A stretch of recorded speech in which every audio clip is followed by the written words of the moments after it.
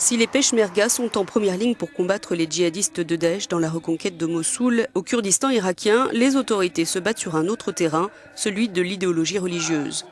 Pour contrer les interprétations extrémistes du Coran et des actes du prophète Mahomet qui sont distillés par les partisans de Daesh, les autorités kurdes ont entrepris ce qu'elles appellent un processus d'illumination. Situé dans le nord de l'Irak, le Kurdistan n'a trouvé que ce moyen pour tenter d'arrêter la propagation de cet islam selon Daesh.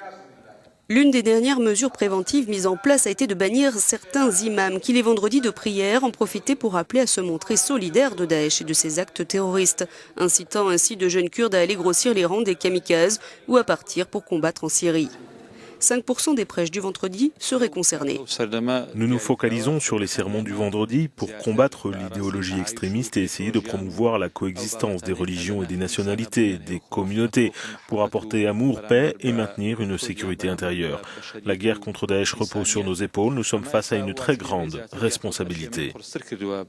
Le ministère des Cultes a pris la mesure du phénomène après l'arrestation de plusieurs jeunes Kurdes, juste avant qu'ils ne passent à l'acte. Interrogés, ils ont raconté avoir été poussés vers l'extrémisme par ce type de prêche déviant ou par certaines lectures.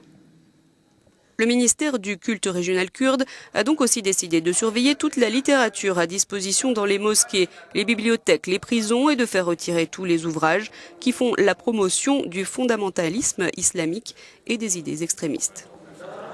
À travers les prêches du vendredi, nous essayons, avec l'aide d'imams éclairés, d'accéder aux prisons du Kurdistan. Car ces prisons comptent beaucoup de prisonniers de Daesh. Et nous essayons de changer la mentalité de ces jeunes égarés. Dans les écoles aussi, les autorités régionales kurdes mènent l'offensive avec l'aide d'imams modérés qui prennent en charge l'enseignement du véritable islam auprès des élèves. Le ministère des Cultes a ainsi remplacé certains livres d'école et livres religieux par des ouvrages plus éclairés. Cela va jusqu'à remplacer certains professeurs considérés comme trop extrémistes par d'autres plus modérés. L'idée est de protéger la jeune génération de l'influence de Daesh, de faire en sorte qu'elle apprenne le respect, la tolérance, des valeurs d'humanité. L'interprétation extrémiste de la religion que fait Daesh prive l'islam de sa dimension d'humanité et de miséricorde, lesquelles sont l'essence même des religions monothéistes.